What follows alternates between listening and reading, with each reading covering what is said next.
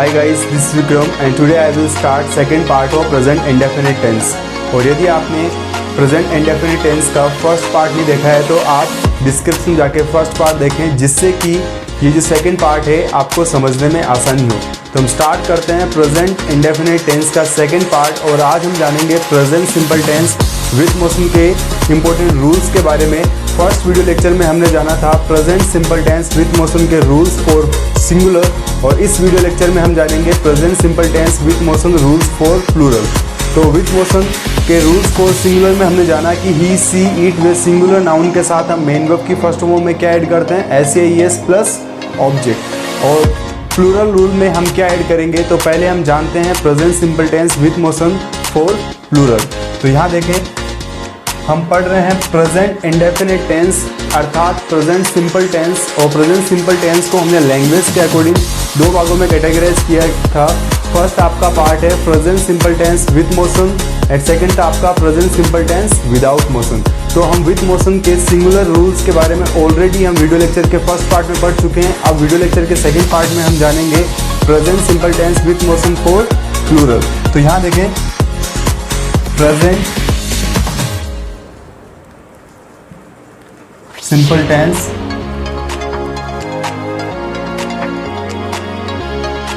With motion. With motion का मतलब ये होता है कि जिसमें क्रिया होती है। तो हमने बात की थी सिंगुलर के लिए, और इस वीडियो लेक्चर में हम पढ़ेंगे फॉर प्लूरल कि प्लूरल सब्जेक्ट कौन से होते हैं और कहाँ कहाँ हमें क्या यूज़ करना है। अर्थात प्लूरल मतलब होता है बहुवचन। जैसा कि हमने लास्ट वीडियो लेक्चर में जाना था कि सेंटेंस को हमने चार भागों में कैटेगराइज किया है, पॉजिटिव, नेगेटिव, इंट्रोगेटिव व इंट्रोनेगेटिव। लेकिन लैंग्वेज सीखने के लिए हमें यह मालूम होना चाहिए कि केवल पॉजिटिव, नेगेटिव, इंट्रोगेटिव, इंट्रोनेगेटिव केवल 4 सेंटेंस सीख लेने से आप एक लैंग्वेज नहीं सीख पाएंगे। हमें जब भी लैंग्वेज सीखनी हो तब हमें present simple tense with motion के अंदर 10 सेंटेंस बनाने आने चाहिए, तब जाके हम एक लैंग्वेज को परफेक्ट रूप से सीख पाएंगे। तो लैंग्वेज को परफेक्ट रूप से सीखना है तो हम स्टार्ट करते हैं sentences with rules and regulations. तो यहाँ ध्यान दें, फर्स्ट रूल आता है आपका पॉजिटिव। पॉजिटिव का रूल नंबर फर्स्ट हम ये पढ़ेंगे फॉर प्लूरल के लिए। तो पहले जान लेते हैं प्लूरल सब्जेक्ट कौन कौन से होते हैं। आई, वी, यू, दे व प्लूरल नाउन। प्लूरल नाउन का मतलब होता है बहुवचन संज्ञा, अर्थात इसमें दो या दो से ज़्यादा नाम हो तो वो होता है आपका प्लूरल नाउन। फिर MV फर्स्ट प्लस ऑब्जेक्ट। याद रखें, जब भी आपका प्लूरल सब्जेक्ट हो तब हमेशा मुख्य क्रिया की फर्स्ट फॉर्म ही यूज़ करते हैं। और इसकी पहचान क्या होती है, तो देखिए यहाँ पर पहचान, जब भी वाक्य के अंत में क्या है आपका ता है, ही है, ते है तथा सम्मानजनक मात्रा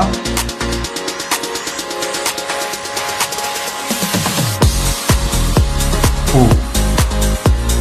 जब भी सम्मानजनक मात्रा ओ आए या फिर वाक्य के अंत में ता है, ती है, ते है आए, तो इस प्रकार के वाक्य किससे बनते हैं, आपके present simple tense with motion के तहत बनाए जाते हैं। फॉर एग्जाम्पल, तुम गाना गाते हो, तुम मूवीज देखते हो, तुम वहाँ जाते हो।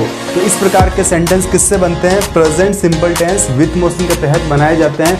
और सम्मानजनक मात्रा ओ, इसका भी आप ध्यान रखें। जैसे फॉर एग्जाम्पल, अगर मैं कहूँ तुम जाओ, तुम खाओ, तुम पियो, तुम रहो, you go, you sit, you play, you run, तो इस प्रकार के सेंटेंस किससे बनते हैं, present simple tense with motion के तहत बनते हैं। और सम्मानजनक मात्रा ओ वाक्य के अंत में आती है। और जैसे जैसे आप हिंदी के सेंटेंसेस को समझते जाएंगे और इंग्लिश में कन्वर्ट करते जाएंगे, जैसे जैसे आपके लैंग्वेज परफेक्ट होती जाएगी। तो हमने पढ़ा अभी rules, I, we, you, they. तो याद रखें, आई मीन्स मैं, वी मीन्स हम, यू मीन्स तुम, दे मीन्स वे। प्लूरल नाउन मतलब बहुवचन संज्ञा। उसके तुरंत बाद क्या है, उसके मेन वर्ब की फर्स्ट फॉर्म फिर ऑब्जेक्ट। ये हो गया आपका कर्ता, ये होगी मुख्य क्रिया, ये हो गया कारक। तो ये पूरा आपका कौन सा पार्ट है, ये पूरा आपका पार्ट कहलाता है सब्जेक्ट। क्या कहलाता है, सब्जेक्ट। याद रखें, इसे एग्जाम्पल भी साथ में लेके चलते हैं ताकि आपको समझ में आता रहे। तो एग्जाम्पल लेते हैं, आपको फर्स्ट एग्जाम्पल आपका कि तुम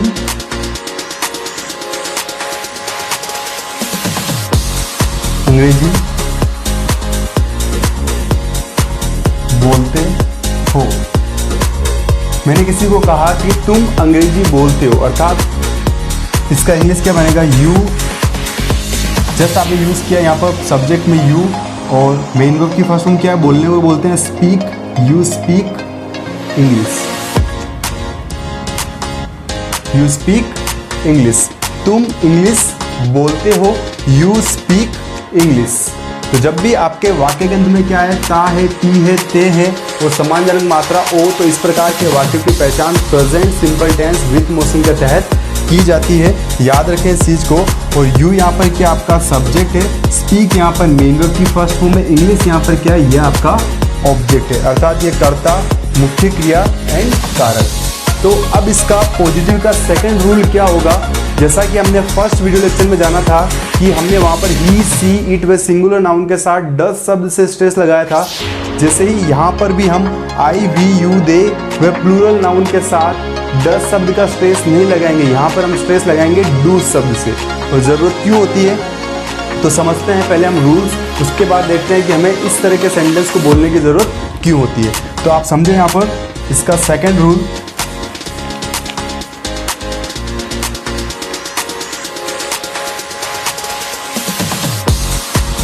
सेकेंड रूल देखें यहाँ पर, जब भी आपका सब्जेक्ट हो I, we, you, they, P dot N का मतलब हो गया प्लूरल नाउन।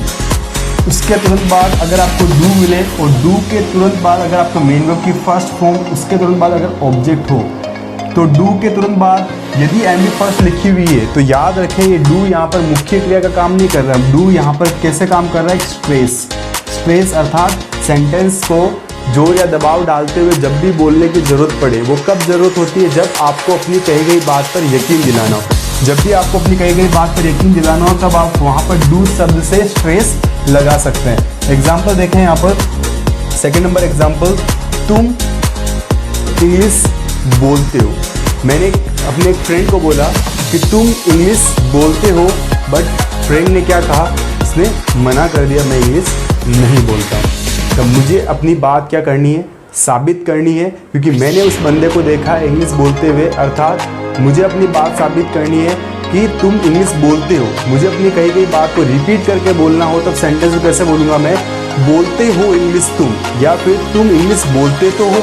मुझे अपनी बात रिपीट करके बोलनी पड़ी तो हिंदी में बोल सकता हूँ, लेकिन इंग्लिश में यहाँ पर रूल्स का है। तो याद रखें इंग्लिश में इस तरह के रूल्स का हम यूज़ कर सकते हैं कि मेन वर्ब की फर्स्ट फॉर्म के तुरंत पहले हम डू शब्द का स्ट्रेस लगा सकते हैं। वो किसके साथ, आई, वी, यू, दे व प्लूरल नाउन के साथ हम डू शब्द से स्ट्रेस लगा सकते हैं, जिससे कि सेंटेंस क्या हो जाएगा, एक स्ट्रेसफुल सेंटेंस बन जाएगा और अपनी कही गई बात पर यकीन दिला सकते हैं। तो सेंटेंस क्या होगा, बोलते हो अंग्रेजी तुम। जैसे हमने सेंटेंस को रिवर्स कर दिया, या फिर इस तरह से भी बोल सकते हैं, तुम अंग्रेजी बोलते तो हो। तो इस तरह से हम सेंटेंस को जैसे हम रिपीट करके बोलते हैं, तो उसे इंग्लिश में बोलने के लिए हम कैसे बोलेंगे, जैसे यू डू स्पीक इंग्लिश।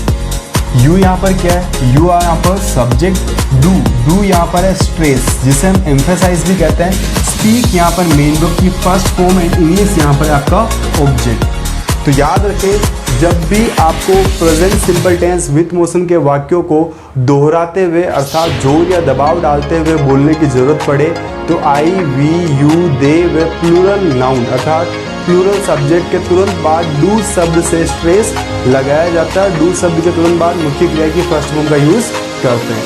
तो ये समझा हमने कि जब भी हमें अपने कही गई बात पर यकीन दिलाना हो तब हम वाक्यों में डू शब्द से स्ट्रेस लगा सकते हैं। अब हम समझेंगे कि कभी भी अगर हमें सब्जेक्ट के ऊपर या फिर ऑब्जेक्ट के ऊपर स्ट्रेस लगाते हुए अर्थात उन्हें एम्फेसाइज करते हुए बोलने की ज़रूरत पड़े तो हम किस तरह से वहाँ पर स्ट्रेस लगा सकते हैं। तो देखें हम पॉजिटिव का ही रूल नंबर थर्ड, ये पॉजिटिव का रूल नंबर सेकंड था। अब पढ़ते हैं पॉजिटिव का रूल नंबर थर्ड।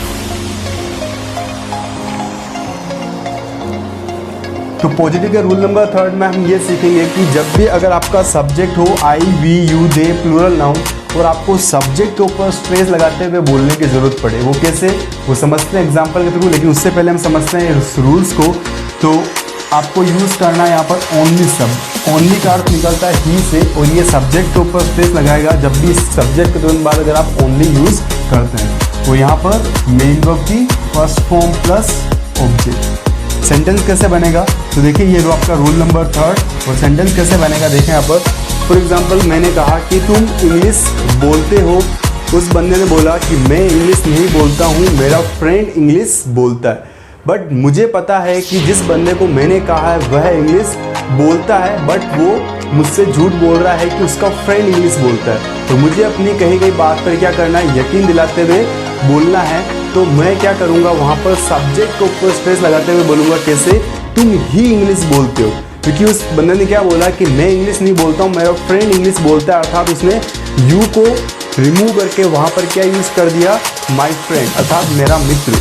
तो हम अपने आप में वहाँ पर सब्जेक्ट के ऊपर स्ट्रेस लगाने के लिए हम वहाँ पर क्या यूज़ करेंगे, ओनली शब्द से स्ट्रेस लगाएंगे। एग्जाम्पल देखें यहाँ पर, तुम ही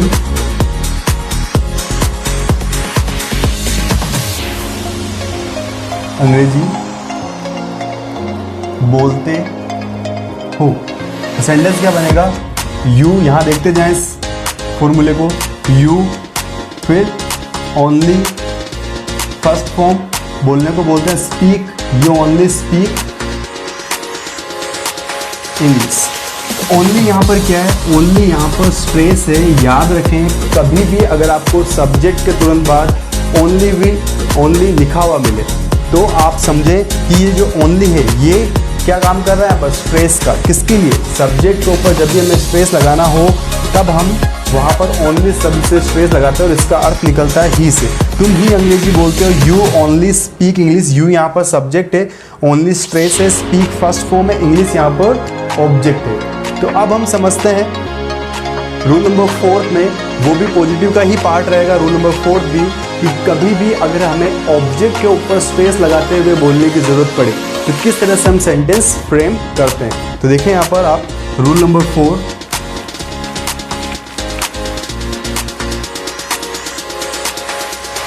समझे यहाँ पर रूल नंबर 4।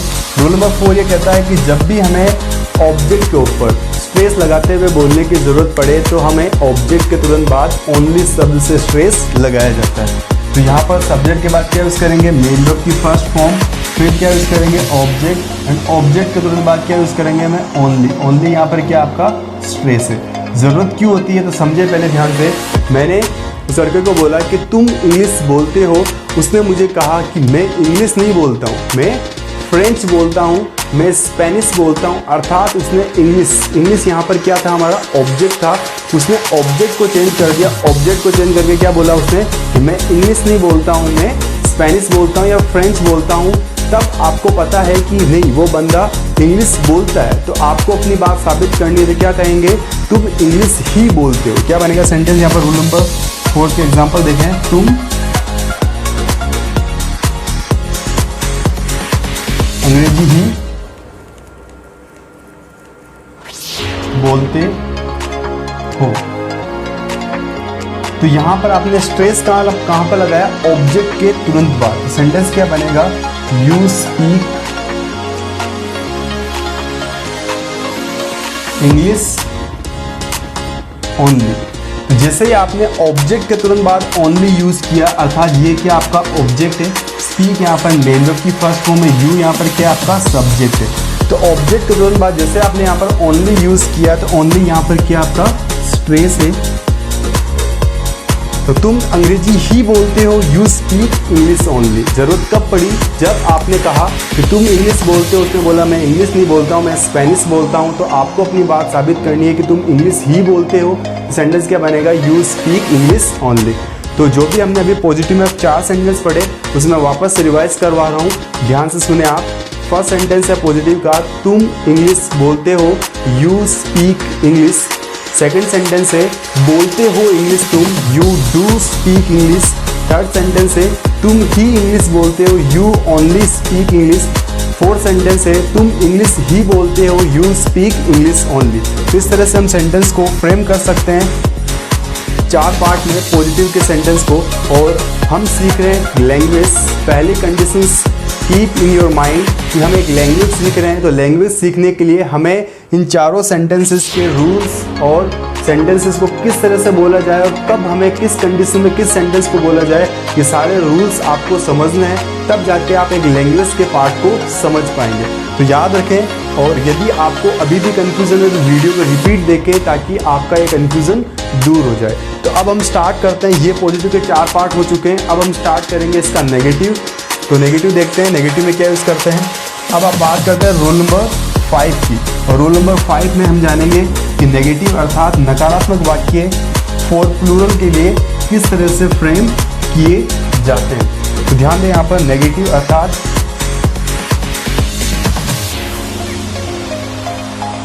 नकारात्मक वाक्य, ये आपका रूल नंबर 5। रूल नंबर 5 याद रखें, जब भी आपका I, we, you, they plural अर्थात प्लूरल सब्जेक्ट हो, तब यहाँ पर आप क्या यूज़ करें, डू के साथ क्या यूज़ करें, नॉट। अब यहाँ पर आपने डू क्यों यूज़ किया है और आपने सिंगुलर के साथ डस क्यों यूज़ किया था, तो समझे ध्यान से, क्योंकि जब भी आपने पढ़ा था कि सिंगुलर के लिए हमने वहाँ पर ऐसे ईएस ऐड किया था, तो वो होने के कारण उसने ईएस यहाँ दे दिया था, वहाँ क्या बन गया था, डस। और यहाँ पर हम ऑलरेडी पॉजिटिव सेंटेंस में भी हमने केवल फर्स्ट फॉर्म का ही यूज़ किया था, कोई ऐसे ईएस ऐड नहीं किया था, तो यहाँ से भी ईएस रिमूव हो गया, क्या बन गया यहाँ पर, डू नॉट। तो याद रखें, डू के तुरंत बाद हमेशा मुख्य क्रिया की कौन सी फॉर्म का यूज़ करेंगे, फर्स्ट फॉर्म। जब भी डू आए इसके तुरंत बाद हमेशा मुख्य क्रिया की फर्स्ट फॉर्म का यूज़ करते हैं। तो याद रखें, डू यहाँ पर क्या काम कर रही है, हेल्पिंग वर्ब का, ये आपकी मेन वर्ब है और ये आपका ऑब्जेक्ट है और ये पार्ट आपका सब्जेक्ट कहलाएगा। नेगेटिव कैसे बनेगा, तो एग्जाम्पल देखें यहाँ पर सेंटेंस में कि तुम अंग्रेजी नहीं बोलते हो। सेंटेंस क्या बनेगा, यू, देखिए यहाँ पर रूल्स के अकॉर्डिंग यू, फिर हेल्पिंग वर्ब क्या है यहाँ पर, डू, फिर नेगेटिव होने का कारण क्या लगा आपने, नोट। और नोट कौन से नंबर पे यूज़ करेंगे, टेंसेस के अकॉर्डिंग, तो याद रखें नोट हमेशा 3rd नंबर पर आएगा। You do not speak English. तो सेंटेंस में जिस भी वर्ड को आप लिखते हैं उसके बारे में पता होना चाहिए कि आपने क्या लिखा है। तो यू यहाँ पर क्या आपका सब्जेक्ट है, डू क्या है हेल्पिंग वर्ब, फिर ये नॉट, स्पीक क्या है मेन वर्ब की फर्स्ट फॉर्म, इंग्लिश यहाँ पर क्या आपका ऑब्जेक्ट। और ये बन गया आपका सेंटेंस नेगेटिव का, तुम अंग्रेजी नहीं बोलते हो, you do not speak English. Do not को हम शॉर्ट में कहते हैं यू डोंट, क्या बोलते हैं, डू नॉट को हम शॉर्ट में कहते हैं डोंट। तो याद रखें कि जब भी आपको अगर इस तरह से लिखा हुआ मिले तो समझे कि इसे हम डोंट पढ़ेंगे, कंफ्यूजन नहीं रखें माइंड में। तो याद रखें डोंट, डू नॉट के शॉर्ट फॉर्म को कहता है डोंट। और नेगेटिव वाक्यों में किसी भी प्रकार का स्ट्रेस नहीं लगाया जाता है, तो ये बात अच्छे से याद रखें। अब हम स्टार्ट करते हैं इंटरोगेटिव सेंटेंसेस के बारे में, और इंटरोगेटिव वाक्यों में हम स्ट्रेस का यूज़ करेंगे, जैसा कि हमने सिंगुलर के साथ यूज़ किया था उसी प्रकार यहाँ पर भी हम स्ट्रेस और ओनली शब्द से स्ट्रेस भी लगाएंगे। तो समझते हैं इंटरोगेटिव रूल्स के बारे में। ये था आपका नेगेटिव। अब समझते हैं इंटरोगेटिव का रूल नंबर 6। तो ध्यान से देखें और आप इन चीज़ों को अपनी नोटबुक में नोट डाउन करते रहें, ताकि जब भी आप वापस रिपीट पढ़ें तब आपको समझने में आसानी हो। तो हम स्टार्ट कर रहे हैं इंटरोगेटिव। इंटरोगेटिव को हिंदी में कहते हैं प्रश्नवाचक, इसको हिंदी में कहते हैं प्रश्नवाचक। जब भी आपको किसी भी तरह का प्रश्न करना हो और जब आपका सब्जेक्ट प्लूरल हो, क्या हो, जब सब्जेक्ट प्लूरल हो, वाक्य के अंत में ता है, ती है, ते है आए, तब आपको याद रखना है कि आपको जब भी प्रश्न करना है किससे करना है, डू से करना है। बहुत ही इंपॉर्टेंट है।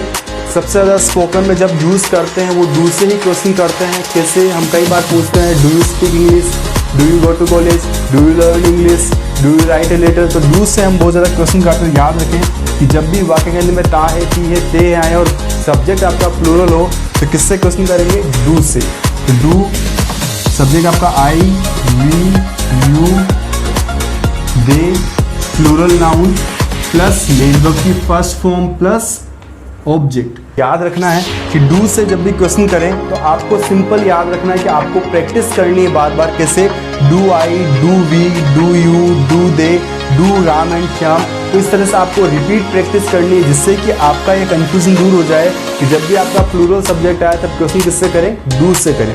तो एग्जाम्पल देखें यहाँ पर, यह आपका रूल नंबर 6 और रोल नंबर 6 का एग्जाम्पल देखें। क्या तुम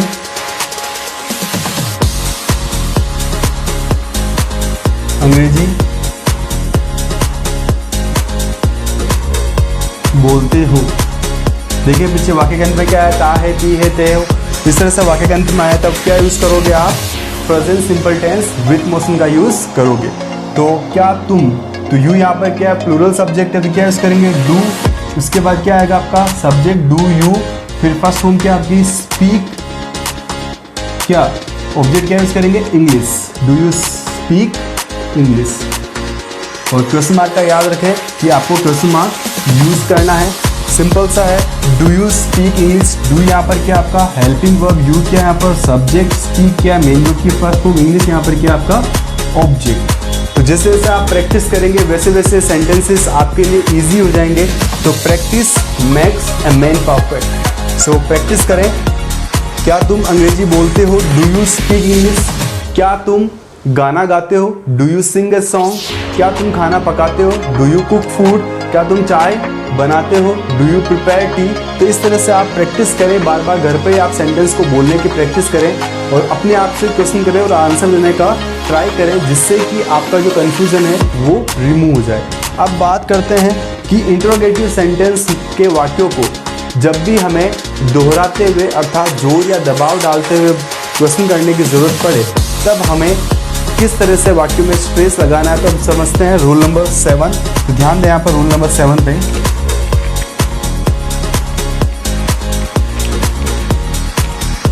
अब बात करते हैं रूल नंबर 7। ये इंट्रोगेटिव का पार्ट है और क्यों पढ़ रहे हैं, क्योंकि जब भी हमें प्रश्नवाचक वाक्यों के दोहराते हुए बोलने की ज़रूरत पड़े तब हम वाक्य को कैसे बोलेंगे समझे यहाँ पर। तो वही क्वेश्चन हमें डू से करना है, फिर सब्जेक्ट यूज़ करना है I, we, you, they, plural noun plus do. Do यहाँ पर क्या, यहाँ पर हमने यूज़ किया स्ट्रेस के लिए, जैसा कि हमने सिंगुलर के साथ भी डस यहाँ पर यूज़ किया था, ही, सी, इट, सिंगल नेम। फिर यहाँ पर डू शब्द से स्ट्रेस यूज़ किया था क्योंकि आगे हमने ऑलरेडी डस यूज़ कर दिया था। तो डू वाले वाक्य में भी डू शब्द से स्ट्रेस लगता है और डस वाले वाक्य में भी किससे लगता है, डू से ही स्ट्रेस लगता है। आपको इस चीज़ को याद रखना है। तो फिर मेन वर्ब की first form plus object and question mark. Clear. तो जब भी आपको प्रश्नवाचक वाक्यों पर जोर या दबाव डालते हुए प्रश्न करना हो तब आप वहां पर सब्जेक्ट के तुरंत बाद डू शब्द से क्या लगा सकते हैं, स्ट्रेस लगा सकते हैं। फॉर एग्जाम्पल जैसे रूल नंबर 7 का एग्जाम्पल, क्या तुम इंग्लिश बोलते हो। तो इसी सेंटेंस को अगर आपको जोर या दबाव डालते हुए बोलना हो तो कैसे बोलेंगे, क्या बोलते हो इंग्लिश तुम। क्या बनेगा, क्या बोलते हो अंग्रेजी तुम। सेंटेंस क्या बनेगा, do you do speak English. Do you do speak English. तो फर्स्ट डू जो हमने यूज किया ये आपका हेल्पिंग वर्ब है, यू यहाँ पर सब्जेक्ट है और ये जो डू यूज किया आपने ये यहाँ पर क्या आपका स्ट्रेस है। स्पीक यहाँ पर क्या है, मेन वर्ब की फर्स्ट फॉर्म है। इंग्लिश यहाँ पर क्या है, ये आपका ऑब्जेक्ट है। तो रखें अपने माइंड में इस चीज़ को कि जो अगर आप सब्जेक्ट के तुरंत बाद प्रश्नवाचक वाक्यों में अगर सब्जेक्ट के तुरंत बाद डू लिखा हुआ मिले और उसके तुरंत बाद अगर मेन वर्ब की फर्स्ट फॉर्म हो तो कंफ्यूजन नहीं रखें माइंड में। आप ये चीज़ रखें माइंड में कि जो डू यूज़ हुआ है वो किस लिए यूज़ हुआ है, ये वाक्य में जोर या दबाव डालते हुए क्वेश्चन करने के लिए हमने यूज़ किया है। तो एक और सेंटेंस देखें यहाँ पर। फॉर एग्जाम्पल यहाँ पर सेंटेंस है, क्या तुम गाना गाते हो। क्या गाते हो गाना तुम, तो do you do sing a song. इस तरह से हम एग्जाम्पल लेकर प्रैक्टिस करें। जितनी आप प्रैक्टिस करेंगे उतना आपका ये सेंटेंस क्लियर होगा। अब हम समझते हैं रूल नंबर 8 व 9 में कि कैसे हम प्रश्नवाचक वाक्यों में भी सब्जेक्ट या ऑब्जेक्ट के तुरंत बाद ओनली शब्द से स्ट्रेस लगा सकते हैं। तो देखें यहाँ पर अब हम पढ़ेंगे रूल नंबर 8 के बारे में और रूल नंबर 8 में जानेंगे कि सब्जेक्ट के तुरंत बाद किस तरह से हम ओनली शब्द से स्ट्रेस लगा के वाक्यों को रिपीट करके बोल सकते हैं। तो रूल नंबर 8 तो समझते हैं यहाँ पर do plus I, we, you, they, plural noun plus only plus M V first plus object and question mark. Formula अच्छे से माइंड में रखें। एक बार अगर आपने फॉर्मूला अच्छे से अपने माइंड में फिट कर लिया तो फिर आपको आगे कहीं भी दिक्कत नहीं आएगी। तो एक बार आपको प्रैक्टिस करनी है, जैसे जैसे आप प्रैक्टिस करेंगे ये अच्छे से क्लियर हो जाएगा।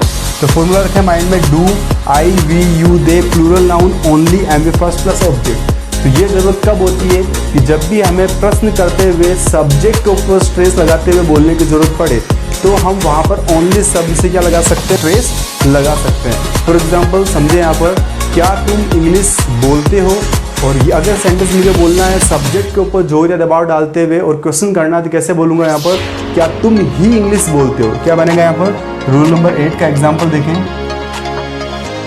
क्या तुम ही अंग्रेजी बोलते हो। तो सेंटेंस क्या बनेगा, do you only speak English. Do you only speak English अर्थात आपने सब्जेक्ट के ऊपर स्ट्रेस लगाते हुए बोला। मानो कि 2 या 3 बंदे आए हैं साथ में और आपने एक बंदे को बोला कि क्या तुम ही इंग्लिश बोलते हो, या साथ में बंदे बैठे वो भी बोलते हैं, अर्थात आपने सब्जेक्ट के ऊपर जोर देके क्वेश्चन किया कि क्या तुम ही इंग्लिश बोलते हो। इसी प्रकार एग्जाम्पल समझे, और क्या तुम ही गाना गाते हो, क्या तुम ही खाना पकाते हो, क्या तुम ही नया मोबाइल खरीदते हो, क्या तुम ही चाय पीते हो। अर्थात जब भी आपको ओनली का स्ट्रेस लगाना हो तब आप सब्जेक्ट के तुरंत बाद ओनली शब्द से स्ट्रेस लगा सकते हैं और वाक्यों को बोल सकते हैं। तो आप अब समझते हैं कि जैसे हम ऑब्जेक्ट के ऊपर स्ट्रेस लगाने की ज़रूरत पड़े तो कैसे हम वाक्यों में क्वेश्चन करते वक्त ऑब्जेक्ट के ऊपर स्ट्रेस लगा सकते हैं। तो आप समझते हैं रूल नंबर 9। तो ध्यान दें रूल नंबर 9 पे कि जब भी आपको सेंटेंस में ऑब्जेक्ट के ऊपर, कहाँ पर, ऑब्जेक्ट के ऊपर स्ट्रेस लगाते हुए बोलने की ज़रूरत पड़े तो आप सेंटेंस कैसे फ्रेम करेंगे। तो डू से आप क्वेश्चन करेंगे, फिर I, we, you, they, plural noun आपका, फिर M V first plus object and only. Only यहाँ पर क्या आपका स्ट्रेस है जो कि आप ऑब्जेक्ट के ऊपर लगा रहे हैं, वो कब जरूरत होती है तो समझिए यहाँ पर ध्यान से। फॉर एग्जांपल अगर मैंने कहा क्या तुम इंग्लिश ही बोलते हो, अगर मैंने क्वेश्चन किया किसी बंदे से और क्वेश्चन करते वक्त मैंने स्ट्रेस यूज़ किया कहाँ पर, ऑब्जेक्ट पर। क्या यूज़ किया मैंने, क्या तुम इंग्लिश ही बोलते हो। तो सेंटेंस कैसे बन गया यहाँ पर देखें, यहाँ पर क्या तुम अंग्रेजी ही बोलते हो।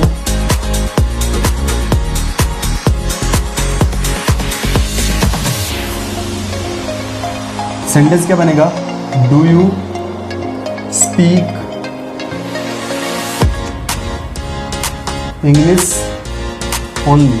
ओनली यहाँ पर क्या है, ओनली यहाँ पर आपका स्ट्रेस है, डू यहाँ पर हेल्पिंग वर्ब है, यू आपका सब्जेक्ट है, स्पीक मेन वर्ब की फर्स्ट फॉर्म, इंग्लिश यहाँ पर क्या आपका ऑब्जेक्ट है। और ऑब्जेक्ट के तुरंत बाद आपने क्या लगाया, ओनली शब्द से स्ट्रेस लगाया। तो समझे जब भी आपको ऑब्जेक्ट के ऊपर स्ट्रेस लगाते हुए बोलने की ज़रूरत पड़े तो आप वहाँ पर ओनली शब्द से स्ट्रेस लगा सकते हैं। तो सेंटेंस क्या बना आपका, क्या तुम अंग्रेजी ही बोलते हो। तो do you speak English only. क्या तुम गाना ही गाते हो, do you sing a song only. क्या तुम फिल्में ही देखते हो, do you watch movies only. तो इस तरह से हम सेंटेंस में फ्रेम करके ऑब्जेक्ट के ऊपर स्ट्रेस लगा सकते हैं। तो अभी हमने इंट्रोगेटिव में जो भी पढ़ा है उसे एक बार रिवाइज कर लेते हैं ताकि आपका क्लियर हो जाए। तो समझे ध्यान से, आपका रूल नंबर 6 का एग्जाम्पल था क्या तुम इंग्लिश बोलते हो, do you speak English. Rule number 7 का एग्जाम्पल था क्या बोलते हो इंग्लिश तुम, do you do speak English. Rule number 8 का एग्जाम्पल था क्या तुम ही इंग्लिश बोलते हो, do you only speak English. और रूल नंबर 9 का एग्जाम्पल है क्या तुम इंग्लिश ही बोलते हो, do you speak English only. तो इस तरह से अब जब भी हमें ज़रूरत हो, जिस भी अकॉर्डिंग सिचुएशन के अकॉर्डिंग अगर हमें जैसे जैसे हमें ज़रूरत हो उस तरह से हम सेंटेंस में स्ट्रेस लगा के सेंटेंस को फ्रेम कर सकते हैं। We are learning language, so language में हमें ज़रूरत होती है बहुत सारे सेंटेंसेस को अलग अलग तरीके से बोलने की। तो याद रखें ये वही तरीका है जिससे कि आप लैंग्वेज को परफेक्ट तरीके से सीख पाएंगे। मैंने पहले भी बात ये बोली थी कि आपको टाइम ज़रूर लगेगा लेकिन जो भी आप सीखेंगे वो आपका परफेक्ट होगा। अब समझते हैं हम रूल नंबर 10, और रूल नंबर 10 में हम जानेंगे इंटर और नेगेटिव के बारे में। इंटर और नेगेटिव अर्थात प्रश्नवाचक नकारात्मक। जब भी हमें प्रश्न के साथ नेगेटिव वाक्य अर्थात नकारात्मक वर्ड को साथ में बोलना हो तब हम यूज करते हैं इंटेरोनेगेटिव। ध्यान दें यहाँ पर इंटेरोनेगेटिव, जिसे हम कहते हैं प्रश्नवाचक नकारात्मक।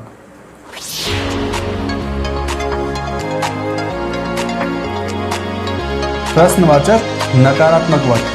तो एग्जाम्पल से पहले यहाँ पर रूल पे ध्यान दें।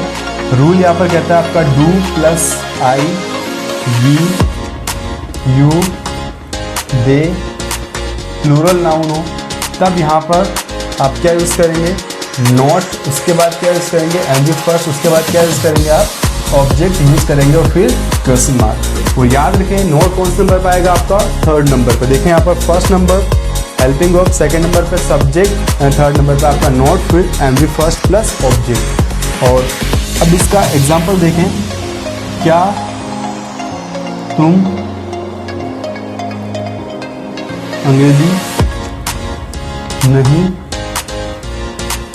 बोलते हो। क्या बनेगा, डू, यहां से देखें रूल के थ्रू, डू फिर तुम के लिए क्या यूज करेंगे, यू, डू यू, फिर नहीं वर्ड है क्या यूज करेंगे, not, do you not, speak English, क्या तुम इंग्लिश नहीं बोलते हो, do you not speak English. Do यहाँ पर हेल्पिंग वर्ब है, यू यहाँ पर सब्जेक्ट है, नॉट थर्ड नंबर पर यूज किया हमने, स्पीक यहाँ पर फर्स्ट फॉर्म है, इंग्लिश यहाँ पर क्या है, ऑब्जेक्ट है। तो इस तरह से हमने जाना कि इंट्रोनेगेटिव वाक्यों को जब भी बोलने की जरूरत पड़े तब हम वहाँ पर सेंटेंस को इस तरह से फ्रेम कर सकते हैं। और याद रखें, चाहे तो आप नोट को यहाँ पर शॉर्ट फॉर्म में यहाँ पर ऐसा बोल सकते हैं, डोंट यू स्पीक इंग्लिश, तब यहाँ पर नोट यूज़ करने की जरूरत नहीं, नोट यहाँ पर यूज़ कर लेंगे तो क्या बन जाएगा आपका, डोंट बन जाएगा, डोंट यू स्पीक इंग्लिश। तो याद रखें इन चीज़ों को कि जब भी आपको अगर एक लैंग्वेज सीखनी है तो जब आप इस तरह से सेंटेंसेस को समझेंगे तो आप एक लैंग्वेज के प्रारूप को बेटर तरीके से रिप्रेजेंट कर पाएंगे और साथ ही साथ स्पीक कर पाएंगे। तो अभी तक जो भी हमने present simple tense with motion के प्लूरल पार्ट में जो भी अभी तक हमने पढ़ा है उससे हम एक बार रिवाइज कर लेते हैं ताकि जो भी आपने अभी तक पढ़ा है वो क्लियर हो जाए। तो ध्यान से समझे, तो ध्यान से सुने। जो सेंटेंस अभी मैंने गिवन दिया था उसी सेंटेंस को मैं 10 सेंटेंस को एक ही साथ बोल रहा हूँ विथ हिंदी विथ इंग्लिश, ताकि आपकी प्रैक्टिस हो जाए। और आपको प्रैक्टिस कैसे करनी है वो भी आप ध्यान से समझे।